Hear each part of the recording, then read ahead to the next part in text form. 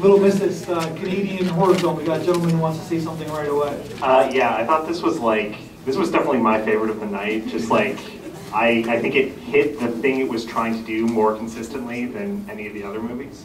So like, I was laughing the entire way through it, but like even at the points where I was like viscerally disgusted, I was still laughing, which is a very weird combination of like sensations, but felt good. It was good, I liked it.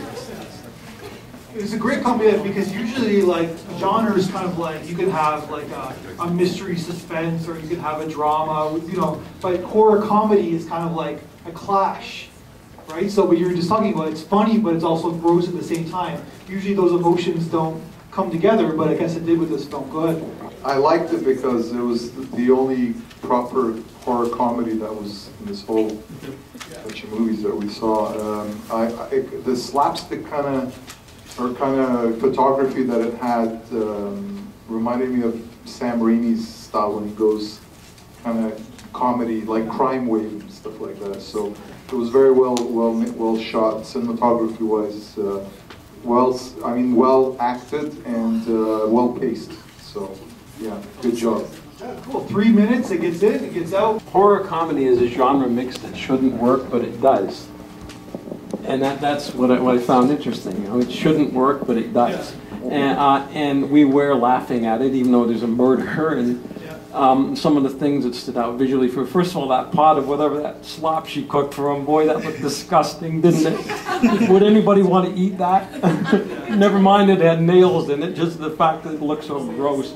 And then she's got her, like a Warner Brothers cartoon, her Acme giant magnet in the closet. Like something the coyote would have sent away for it, only it wouldn't have worked for him. So I love this film, yeah. You actually nailed it. It's like it is like a cartoon, isn't it? Because it doesn't make sense. Why would he eat?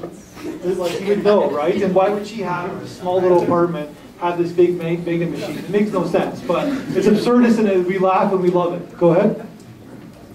Yeah, I think I share the sentiments with everybody else that I enjoyed it. What I thought was most interesting about this film is that so many people enjoyed it and got so much out of it. And the one thing that can kind of get by you is that it had no dialogue at all. And yet it conveyed so much in just the looks of the characters or the music or the visuals.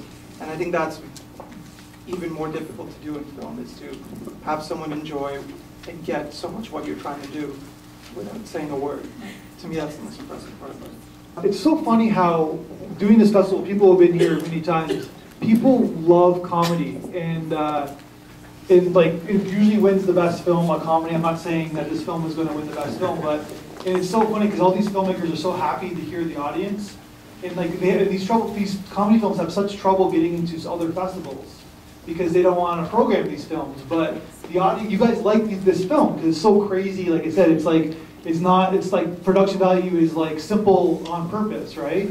And we all like it, but for some reason these films don't get the big acclaim like other films get. But it's everybody's favorite film. That's the one thing I've learned from this festival, is that people like to laugh, right? So it's interesting. I think most of us, at least I could relate to the sweet fantasy revenge. Yeah. Who hasn't felt that was been conveyed?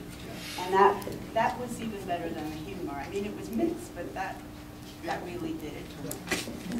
Yeah, I would like to expand on that idea of who hasn't felt that emotion, and I almost hope that he doesn't detect the nails and the stuff when he eats it, so it gets inside.